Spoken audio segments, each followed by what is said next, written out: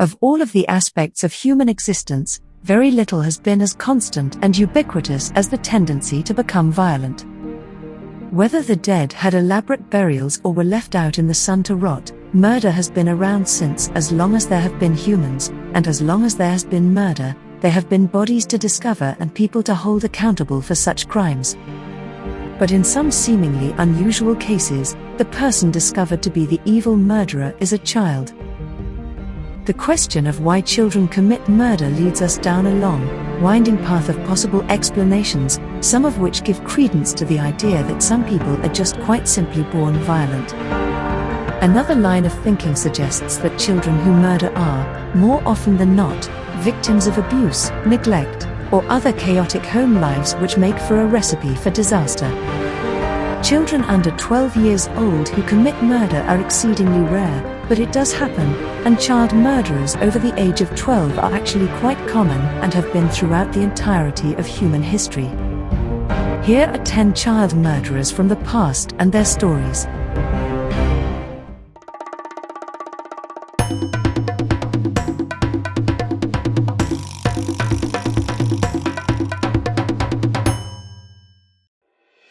Nathaniel Abraham.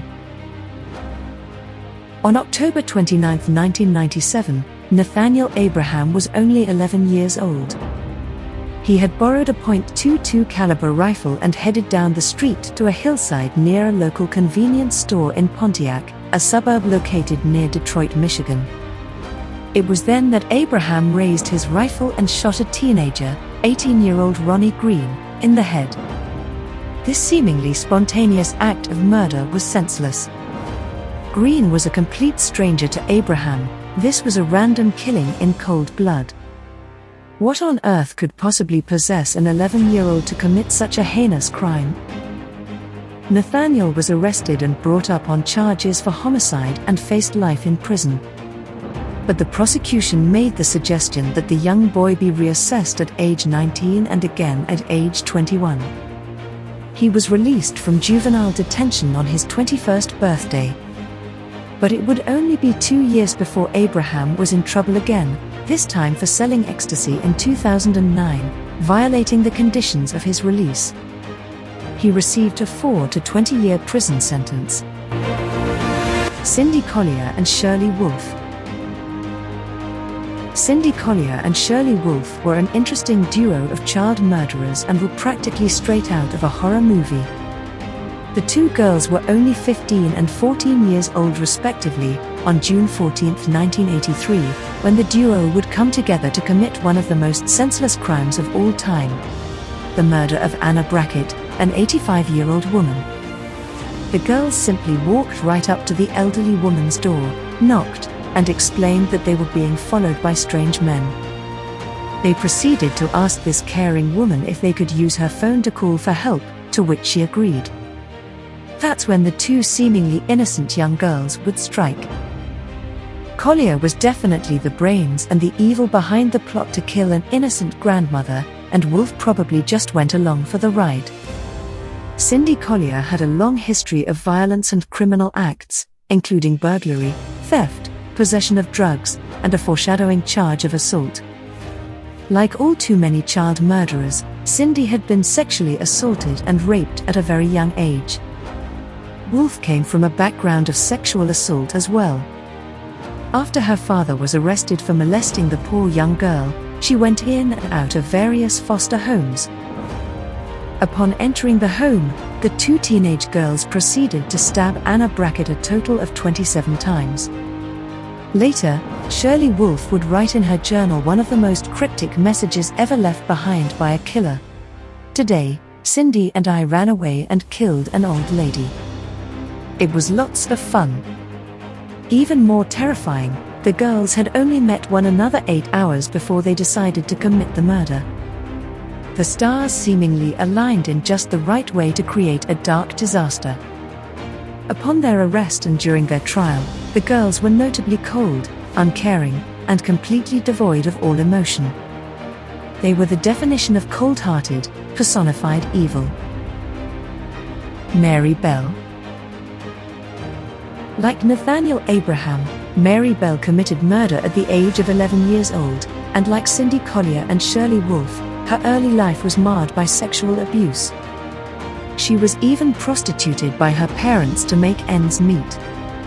Bell was born to an extremely impoverished family in 1957 in Newcastle, England, and would live an extremely troubled life, from abusive and alcoholic parents to being prostituted and raped. Her mother was highly mentally unstable, and young Mary never really had a chance at a normal life.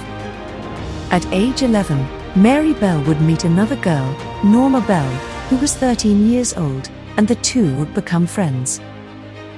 Then, on May 25, 1968, Mary Bell and Norma Bell murdered a 4-year-old boy by the name of Martin Brown in an abandoned building, though Mary herself actually killed Martin, while Norma was just present. The police initially wrote the murder off as an accidental death, but upon further investigation, they realized that the boy had been strangled. This is when Mary and Norma broke into an abandoned building and decided to vandalize it. They left a note behind in the building, claiming responsibility for the killing, which the police initially took to be a prank. Then came the next murder, when the two girls killed a 3-year-old boy, this time together, named Brian Howe, luring him into the woods to strangle him. The police would then make the connection and take the two girls a bit more seriously, and they would be brought up on charges. The charges against Norma were dropped, but Mary ended up serving 12 years before being released. In a bizarre twist of fate, she would give birth to her first child on May 25, 1984, exactly 16 years to the day after the murder of Martin Brown. Luke Woodham. Luke Woodham of Pearl, Mississippi, was only 16 years old on October 1, 1997, when his killing rampage began. He had been a well-behaved boy and student all the way up until that date, when something inside him snapped and took him down a dark road of rage and murder. While Luke didn't grow up in a particularly violent household, there were definitely some problems at home, and Luke was ostracized at school for his appearance. In 1997, Luke fell in with a sort of pseudo-cult, much like the Vampire Clan, which was headed up by youth killer Rod Ferrell. They were called the Croth, and only consisted of 3 members. Even before that, Luke had been writing some pretty bizarre essays in class. The following assignment, based on a prompt asking the students to describe what they'd do if they spent the day as their teacher, listen. If I could spend a day as Mrs. Neal, I would be very, very nice to Luke Woodham and pass him for the year. Then I would knock the crud out of the omniscient dork for putting junk on my computer. Then I would go crazy and kill all of the other teachers. Then I would slowly and very painfully torture all of the principals to death. Then I would withdraw all of my money in the bank and give it to Luke Woodham. Then I would get all of the other teachers' and principals' bank account numbers, withdraw all of the money and give it to Luke Woodham. Then I would do acid. Then I would get a gun and blow my brains out all over the doggone room and leave my house to Luke Woodham. It seems as if his mind was slowly cracking and going insane. Then October 1st would come, and Luke would murder his mother, Mary Woodham, by bludgeoning and stabbing her. He then took a .30 rifle, drove to school, handed his close friend his notebooks, and shot 9 of his classmates, killing 2 of them. Luke Woodham would be caught, tried, convicted, and sentenced to life in prison. This was a historically notable event, as it was the first of a series of school shootings in the United States in the late 1990s and helped to inspire subsequent ones, most infamously the Columbine Massacre. Jesse Pomeroy. Jesse Pomeroy was born in Charlestown, Massachusetts, on November 29, 1859, with a defect in his right eye which made it appear almost completely white. His alcoholic parents were often extremely violent and abusive. Jesse would be mocked and tormented by other kids and even his family, who were repulsed by his eye. His social awkwardness didn't help him, either. Pomeroy was an extremely twisted child from the start. Today, The DSMV would probably define him as a psychopath, and the FBI would consider him an organized lust killer, one who tortures and kills for erotic pleasure above all else. It all began in 1871, when Jesse began luring young boys to an undisclosed location, stripping them nude, tying them up, and beating them ruthlessly with a rope or other objects, as well as often cutting them with a knife. While Pomeroy would eventually confess to 29 murders in total, he was convicted of the murders of 2 young children, 4-year-old Horace Millen and 10-year-old Katie Curran. On March 18, 1874, Curran disappeared, and the last place she was seen was a shop owned by Jesse's parents that he often worked at. Her disappearance was strange to the police, but they didn't have any evidence to implicate Jesse, who was only 14 years old at the time. Some 5 weeks later, in April 1874, the body of Horace Millen was discovered by 2 kids walking along the beach in search of shells and other fun things. He was almost decapitated, strangled, cut with a knife, almost completely castrated, and had been set on fire. A witness saw a young boy running from the scene but couldn't make out who it was, but this was enough for police to immediately begin to suspect Pomeroy. Upon finding him, police noticed that his boot prints matched the boot prints found at the scene. He had blood all over him, and he was carrying a bloody knife. The police were certain they had their man. They arrested Jesse Pomeroy and pressured him into a confession to the murder of young Horace. Jesse would be sentenced to die for the 2 murders he was charged with, but shortly before his 17th birthday, his sentence would be commuted to life in prison, largely due to his young age. Jesse Pomeroy would spend the rest of his life behind bars. Peter Barrett and James Bradley. Peter Barrett and James Bradley were another murderous duo, a pair of young boys from Stockport, England. These 2 8-year-olds would go on to commit a crime so horrific that it defies reason, as we wonder how 2 children so young could actually kill someone.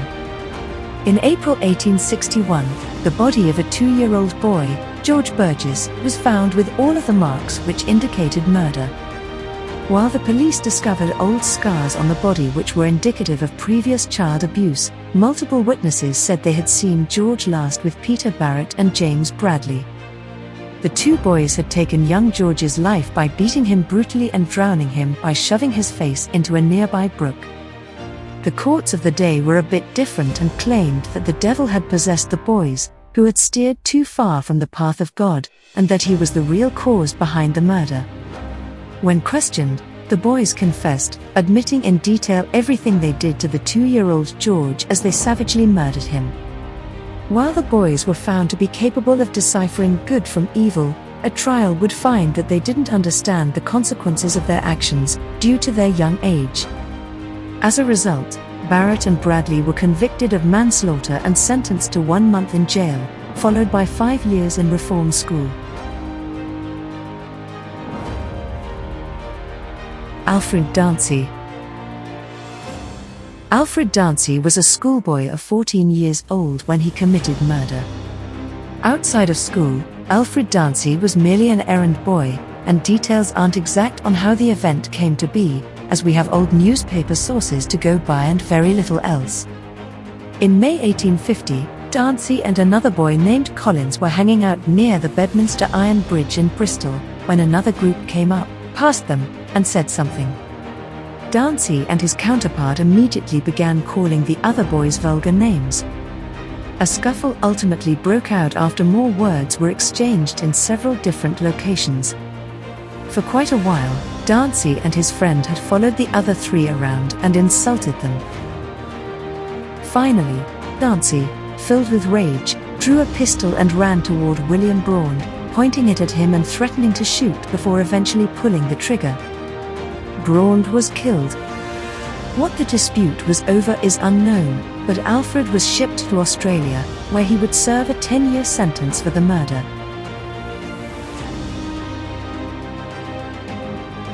Michael Carneal. Michael Carneal was yet another 14-year-old with an inclination to kill and a gun. Michael was an unassuming, bespectacled boy and not exactly the definition of physical prowess. Michael didn't fit in at all with his peers. He finally exploded on December 1, 1997, the year the school shooting was seemingly born.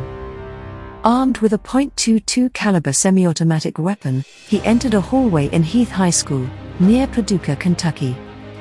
A group of Christian students had gathered to pray, and Michael opened fire on them.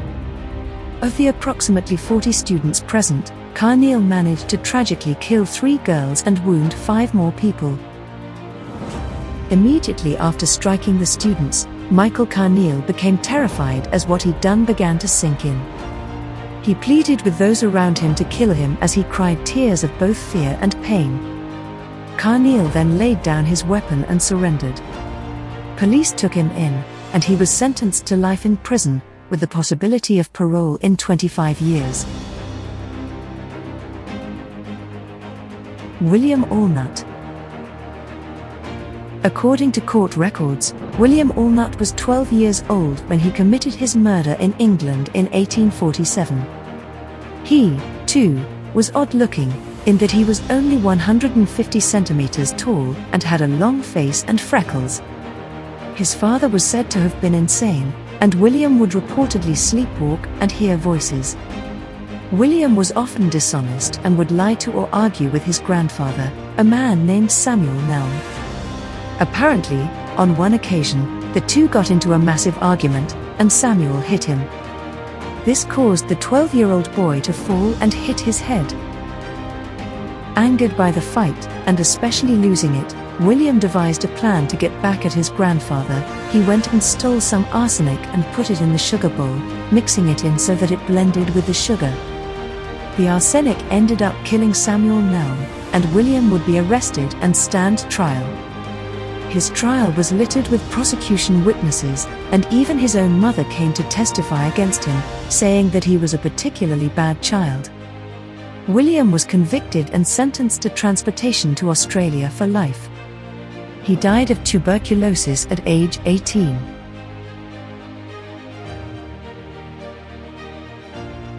William York. William York is the earliest case on our list and was extremely young when he took the life of his victim, Susan Mayhew, in 1748. Susan was only 5 years old at the time, and William was 10.